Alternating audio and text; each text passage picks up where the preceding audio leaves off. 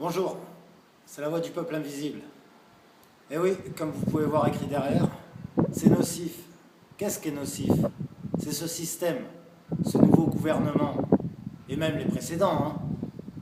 La preuve, les précédents, regardez. Le pays n'a jamais été aussi endetté. Après, j'aime bien les économistes que tu entends sur BFM. Oui, regardez, ça va mieux, nanani, ça va remonter.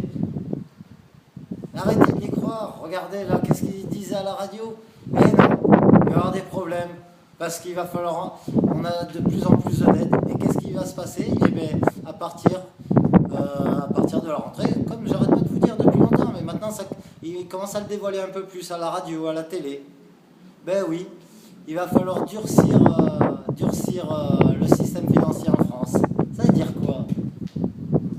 Vous attendez jamais à une baisse des impôts, à une baisse de ceci, de cela.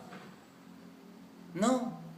Eux, ces économistes, ces financiers comme ce président qu'on a, des financiers, ils savent tellement y faire. Les seules solutions qu'ils ont, eux, pour trouver de l'argent, c'est d'augmenter tes impôts, d'augmenter des taxes, inventer des nouvelles taxes, faire ceci, faire cela pour récupérer de l'argent.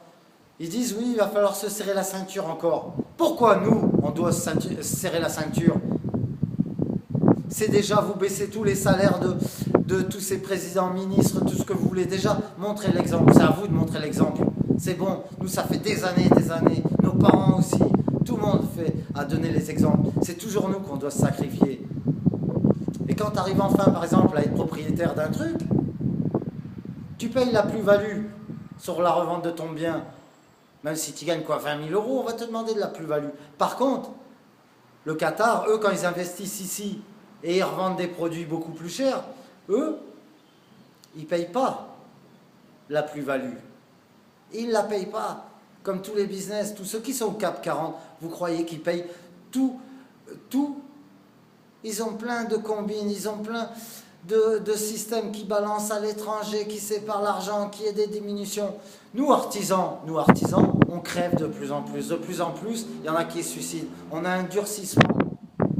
Nous, jusqu'à la dernière goutte, on nous le prend. Il n'y a pas de... C'est toujours le pauvre, le petit artisan, le chômeur, enfin tout. C'est nous qu'on doit toujours morfler. Par exemple, moi, si je fais 2000, je fais à 23 000 euros de salaire dans l'année, par exemple. Comme là, on a calculé, ça me faisait dans les 2200 euros par mois de salaire.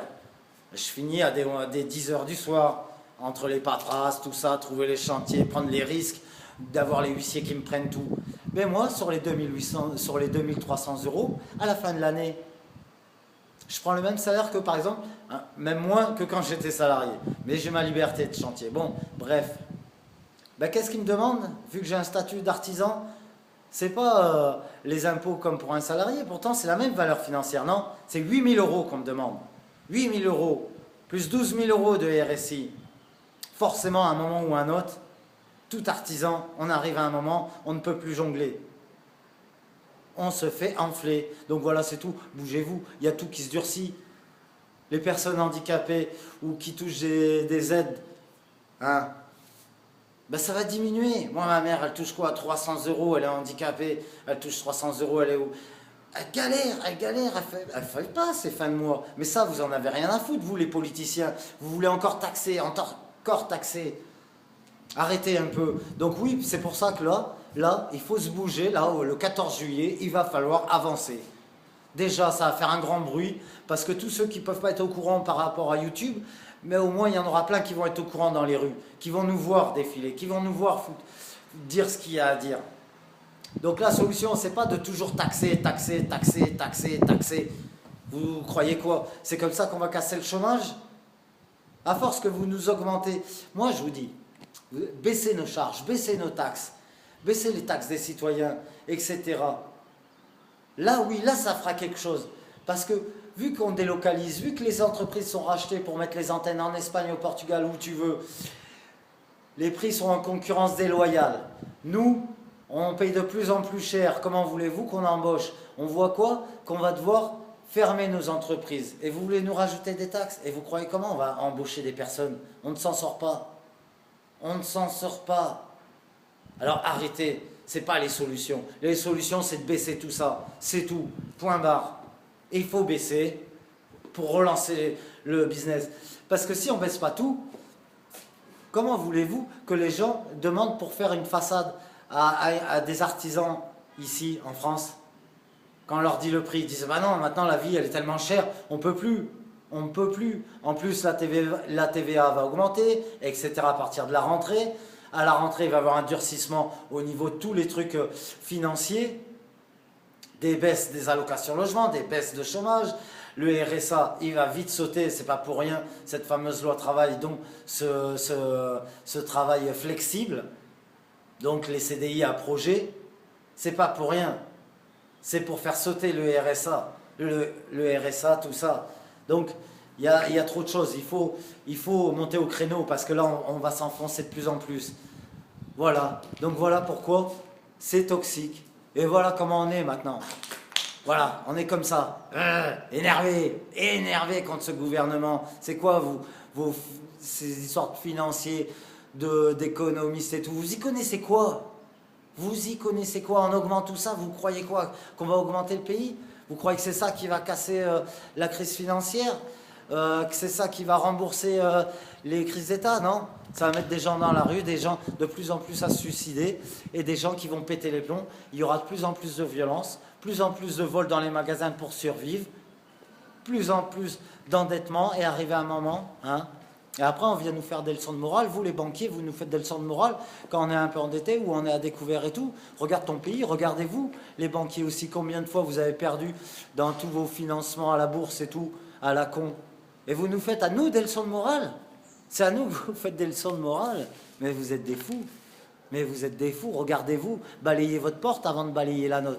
Nous, on essaie de survivre avec de la misère. Sauf que nous, on l'a mérité, on a charbonné pour l'avoir. Tandis que vous faites de l'argent sur nous.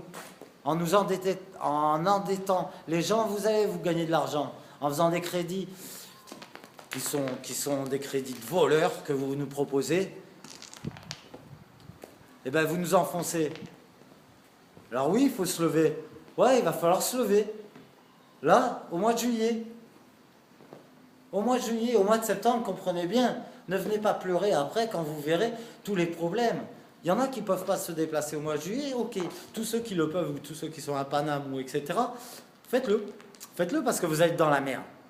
Vous allez être dans la merde. Et arrivé un moment, il sera trop tard. Même si au mois de septembre, on fera ce blocage. Maintenant, il y a les syndicats et tout, ils commencent à se réveiller, comme je vous ai dit dans l'autre vidéo. D'accord. Mais on sera beaucoup au mois de septembre. Mais on ne lâchera pas. Parce que là, on va arriver à un point de non-retour à arriver à un moment. À un point de non-retour. Donc réveillez-vous. Et voilà pourquoi il faut se bouger. Contre la pharmaceutique aussi. Il va falloir se bouger. Contre plein de choses, là, il va falloir remettre les choses à jour. Mais en deux, là, parce que là, ça ne va plus. Là, ça ne va plus. Réveillez-vous. Moi, je vous le dis, réveillez-vous tout de suite. Il faut se bouger. Il faut se bouger. Voilà. Parce qu'à force que tous les artisans ferment, coulent, qui va vous embaucher? Tout va être ubérisé. Vous voyez pas? Même le travail commence à être ubérisé. Le travail, il va disparaître au fur et à mesure. Les financiers pensent qu'à ça. Les employés, ça coûte de l'argent. Ils sont toujours à se rebeller. Et vous qui faites des manifs tous les ans, vous revenez à refaire vos manifs. Faites-en une vraie. Arrêtez d'accepter les miettes. Bloquez, c'est tout. Vous faites des manifs pendant 2-3 jours et c'est tout. Et l'année d'après, vous revenez encore. Ça fait chier tous les citoyens. Donc autant faire chier un bon coup, on bloque tout, on règle tout, et basta. On n'y revient pas tous les 4 matins, vous vous faites endormir par des miettes et vous êtes obligé de revenir à chaque fois. Donc réglons les choses, les solutions, elles y sont. On les a, les solutions. Tout le monde les a, les solutions. Les solutions sont dans le peuple, pas dans les gouvernements. Les gouvernements, ils sont pour la finance. Ils sont pour se préparer des accords pour plus tard dans leur retraite. C'est tout. Ils s'en foutent. S'il y avait quelque chose d'intérêt, ils ne pratiqueraient pas de cette solution-là pour remonter le pays. Déjà, ils donneraient l'exemple d'une baisse de tous leurs salaires et de leurs droits, de leurs privilèges et tout. Parce qu'en attendant, c'est vous qui bouffez notre argent. Avec vos stratégies de merde, vous nous enfoncez. Vous enfoncez le pays. D'accord? Alors, moi, je vous dis, à très bientôt. À très bientôt.